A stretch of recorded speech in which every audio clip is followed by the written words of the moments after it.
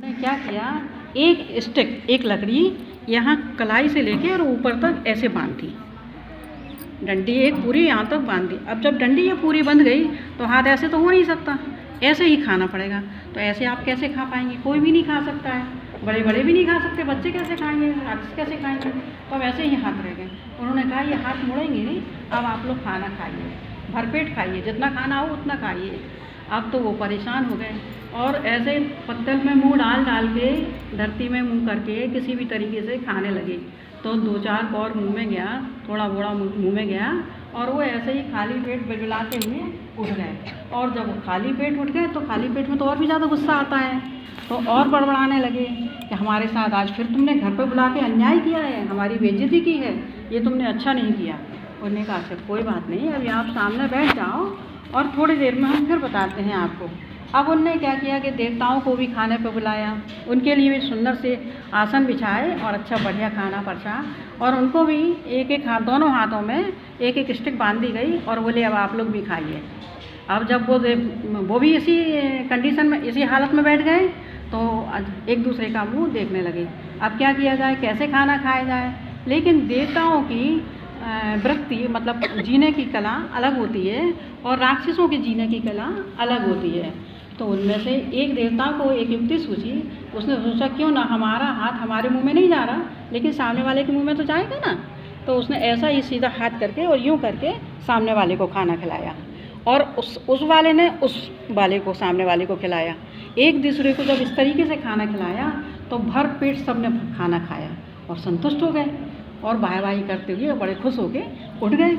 अब जब उठ गए तो फिर ब्रह्मा जी के सामने जब पहुँचे तो ब्रह्मा जी ने दोनों को बुलाया, बोले देखो हमने वही लकड़ी तुम्हारे हाथों में बांधी थी और वही लकड़ी इनके भी हाथों में बांधी थी, लेकिन ये चूँकि निस्वार्थ काम करते हैं, सबकी सहायता करते हैं, निस्वार्थ परोपकार करते हैं, तो इनके मन में भावना आई कि चलो हम दूसरे का भी ख्याल करते हैं। और तुम लोग चूँकि स्वार्थ के बल पे ही जिंदा रहते हो, दूसरे को परेशान करते हो, अपने सिर्फ स्वार्थ की बात सोचते हो, इसलिए तुम्हारे मन में ये भावना नहीं आई।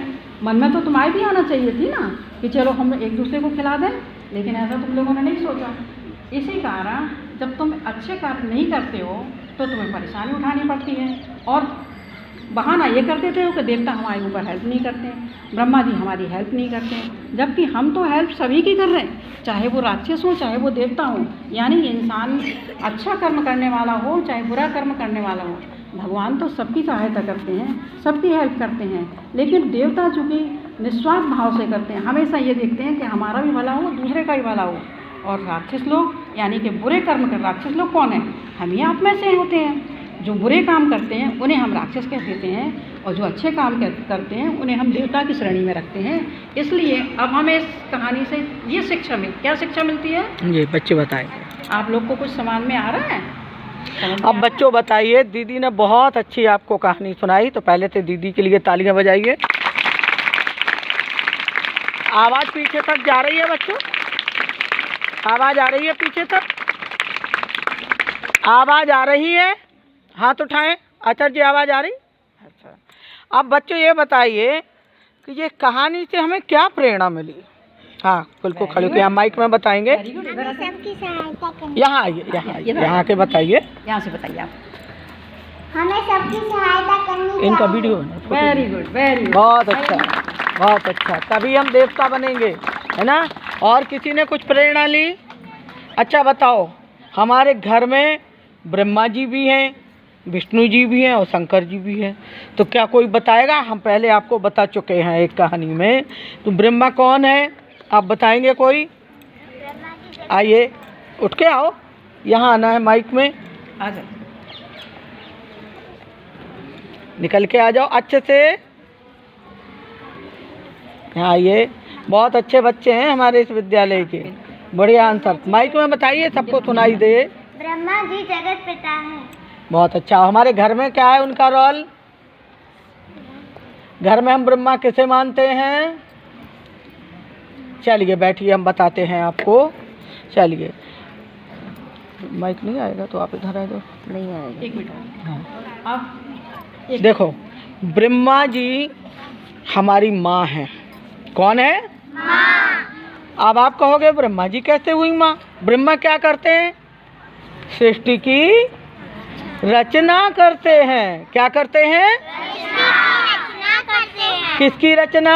सृष्टि की। सृष्टि माने संसार जगत की। और मेरी माँ क्या करती है? हमारी रचना करती है। हमको जन्म किसने दिया? माँ ने। तो माँ कौन हुई? ब्रह्मा। माँ कौन हुई? ब्रह्मा। हमारे घर में ब्रह्मा जी हैं। आपसे हम माँ का कहना मानेंगे।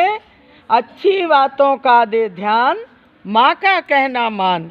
माँ से ममता, माँ से माँ, माँ का कहना मान, अच्छी बातों का दे ध्यान। तो आज से सभी लोग घर में आपके ब्रह्मा जी हैं। अब दूसरा नंबर आता है भगवान विष्णु का। तो विष्णु कौन है बताओगे? जब माँ ब्रह्मा हो गई तो विष्णु कौन है? पिता। ताली बजाओ दीदी के लिए। बहुत अच्छा। तो पिता कौन हुए? विष्णु। विष्णु भगवान क्या करते हैं? पालन करते हैं। क्या करते हैं? पालन। और पिता हमारे क्या करते हैं? पालन करते हैं। हमको पढ़ाते हैं, अच्छी अच्छी चीज़ें ले आते हैं, बुक लाते हैं, है ना, खिलाते पिलाते हैं। और माँ हमारी सेवा करती है, माँ हमारा पालन करती है, माँ हमारी जननी है। अब शंकर जी कौन है बताइए? अब शंकर जी हैं आचार्य जी, आपके गुरु जी। आपके गुरु जी क्या करते हैं? आपके अंदर का जो अज्ञान है उसको मार देते हैं। क्या करते हैं? यानी उस अज्ञान को हमारे अंदर से निकाल देते हैं। और क्या करते हैं? हमें क्या देते हैं आचार्य जी? ज्ञान देते हैं। क्या देते हैं? ज्ञान देते हैं। तो ये कौन हुए? शंकर जी। तो आज से कभी भी किसी भी सर को, आचार्य जी को, अपनी टीचर जी को हम कभी गुस्से में बात नहीं करेंगे, नहीं तो शंकर जी गुस्सा हो जाएंगे। तो आपके घर में कौन कौन हुए? ब्रह्मा, आपकी माता, बोलते जाइए, और आपकी माँ। और विष्णु कौन हुए? पिता। और शंकर जी कौन हुए? आचार्य जी। तो अभी आप बोलिए। दीदी ने जो कहानी सुनाई तो उसमें दीदी ने ब्रह्मा जी को बताया, है ना, और दीदी ने बताया कि हमें क्या बनना है? देवता। जैसे दीदी ने बताया कि डंडा बांध दिया, अब अकेले खाओगे। मान लो आपका कोई सहपाठी टिफिन नहीं लाया तो आप अकेले खा लोगे कि खिलाओगे? बहुत अच्छे बच्चे हैं, तालियां बजाओ बच्चों के लिए। अब हमारी दीदी कुछ और आपको बताने जा रही हैं, वो सुनिए। अब आपकी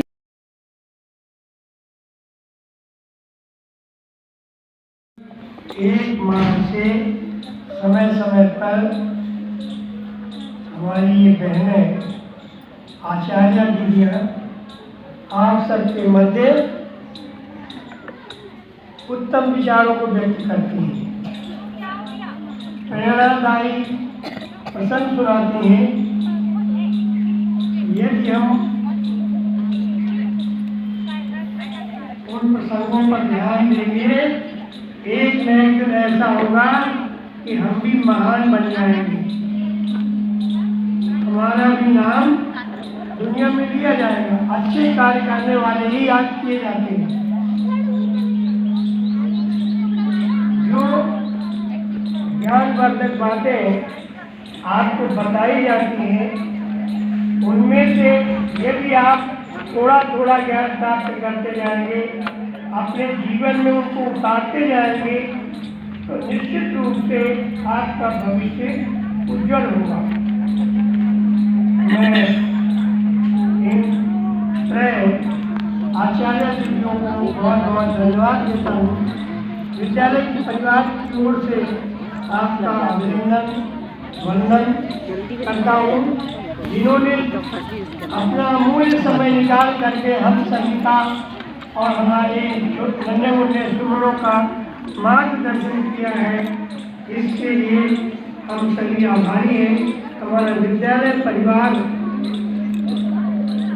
आपके लिए बहुत बहुत धन्यवाद प्रदान करता है और ऐसी आशा है कि समय समय तक इसी प्रकार से यदि हमारे भैया बहनों का मार्गदर्शन करते जाएंगे बहुत अच्छा रहेगा। बहुत बहुत धन्यवाद। जय हिंद, जय भारत। धन्यवाद आचार्य जी, आपने हम सबको ये मौका दिया, ये समय दिया यहाँ आने का, और इन बच्चों के बीच में हम लोग भी बच्चे बन जाते हैं। हम लोगों को अपना बचपन याद आ जाता है इन बच्चों के बीच में। बहुत अच्छा लगता है। ये हमारा सौभाग्य है कि इतने नन्हे मुन्ने बच्चों की हम माँ हैं। बहुत अच्छा लगता है। बच्चों कोई एक बच्चे के लिए तरसता है। हमारे पास 450 बच्चे हैं। जब मैंने शांति कुंज में आपका वीडियो चलाया आचार्य जी, अभी मथुरा में हमारे यहाँ मातृ सम्मेलन था, और जब वीडियो हमने चलाया तो इतना वीडियो किसी का नहीं था जितने 450 बच्चे देखकर सबको इतनी तालियां बजी। वो परम पूज्य गुरुदेव की पुत्र वधू ने तो ऐसे हमें उठाकर हृदय से लगा लिया कि नहीं, इतने प्यारे प्यारे बच्चे हैं, इन बच्चों को आप वहाँ बाल संस्कार शाला चलाने जाती हो। तो बेटा आप लोग का सबका नाम शांति कुंज तक पहुँच चुका है। शांति कुंज में आपका वीडियो चलवाया और मथुरा में आप लोगों का वीडियो चलवाया। सबने देखा कि कितने अनुशासन में बच्चे बैठे हैं। इतने बच्चे होकर भी किसी की एक की आवाज़ नहीं आ रही है। तो आपके लिए उन लोगों ने इतनी तालियां बजाई, पूरा हॉल जिसमें 5000 बहनें थीं और सब हॉल तालियों की गड़गड़ाहट से गूंज गया। तो ऐसी हम आशा करते हैं कि बिल्कुल आशा ही नहीं, हमें पूरा विश्वास है इस विद्यालय से निकलने वाला कोई भी बच्चा निकम्मा नहीं रहेगा। हर कोई अपनी मंजिल तक पहुँचेंगे। इसी के साथ आप लोगों को बहुत बहुत धन्यवाद, बहुत बहुत साधुवाद। जय गुरुदेव, प्रणाम।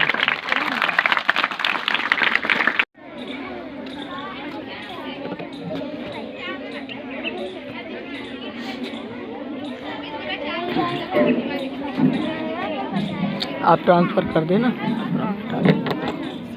एक बार क्या होता है, बहुत पुरानी बात है, एक बार क्या होता है कि सुर और असुर यानी राक्षस और देवता, जानते हैं आप, राक्षस और देवता दोनों में बहस छिड़ जाती है। बहस किस बात पे छिड़ जाती है? बहस में ये मुद्दा होता है, वो कहते हैं कि भगवान आप देवताओं की तो मदद करते हैं लेकिन हम राक्षसों की मदद क्यों नहीं करते हैं, ऐसा वो सोचने लगते हैं। लेकिन ऐसा होता नहीं है। माँ बाप तो जैसे हम परमपिता की संतान हैं, हम अपने माँ बाप की संतान हैं, वैसे ही राक्षस और देवता दोनों ही परमपिता की संतान हैं। वो ऐसा नहीं करते कि देवताओं की हेल्प करें, सहायता करें और राक्षसों की नहीं करें, लेकिन उन्हें ये वहम हो जाता है। तो वो जो आते हैं भगवान ब्रह्मा जी के पास पहुँच जाते हैं। अपने 3 देवता हैं जो त्रिदेव कहलाते हैं, ब्रह्मा, विष्णु और महेश, है ना। ब्रह्मा जी क्या करते हैं? ब्रह्मा जी जगत की रचना करते हैं। और विष्णु भगवान क्या करते हैं? विष्णु भगवान जगत का, पूरे जगत का पालन करते हैं। और शंकर जी क्या करते हैं? शंकर जी पूरे जगत का उद्धार करते हैं, यानी कब किसको पैदा करना है, कब किसको मिटाना है, ये सारा क्षेत्र उनका रहता है। तो वो ब्रह्मा जी के पास में पहुंच जाते हैं। सारे राक्षस लोग और देवता लोग मिलके वहाँ उनके पास पहुंच जाते हैं और उनसे शिकायत करते हैं कि आप इनकी सहायता क्यों करते हैं, हमारी भी सहायता किया करें। तो उन्होंने सोचा कि अब इनको थोड़ा माइक के पास पहुंच जाओ, थोड़ा सा पास कुर्सी खींच कर। अब उन्होंने सोचा कि ऐसा इनको अभी समझाना संभव नहीं है, क्योंकि बच्चों को एकदम से समझाया जाए तो वो समझते नहीं हैं। तो उन्होंने सोचा इनका थोड़ा गुस्सा शांत हो जाएगा, फिर इनको हम कल समझाते हैं। तो उन्होंने बोला कि अच्छा अभी आप लोग जाइए, हम आपकी बात का जवाब कल देते हैं, कल आप लोग आइएगा। तो फिर दूसरे दिन उन्होंने बुलाया उन सब दोनों पार्टियों को, और जब दोनों पार्टियां आ गई तो उन्होंने क्या किया था कि बड़े अच्छे अच्छे से व्यंजन बनवाए थे और भोज पर निमंत्रण किया था उनका। तो उन्होंने अच्छे अच्छे व्यंजन जब बनवाए तो व्यंजन की तो खुशबू आती है, जानते हो आपकी मम्मी कुछ बनाती है तो फ़ौरन खुशबू आती है ना, फ़ौरन मालूम पड़ जाता है क्या बनना है। मम्मी आज ने आपने बड़ा टेस्टी खाना बनाया है, कहते हो ना। ऐसे ही उन लोगों के मन में आने लगा कि बड़ी अच्छी खुशबू आ रही है, खाना बहुत अच्छा बना है। ब्रह्मा जी ने बढ़िया आसन डाले और बढ़िया उन लोगों के लिए पत्तल डाली और भोजन की पूरी व्यवस्था अच्छे अच्छे व्यंजनों से कर दी। उनके तो मुंह में पहले से पानी आने लगा था। तो अब जब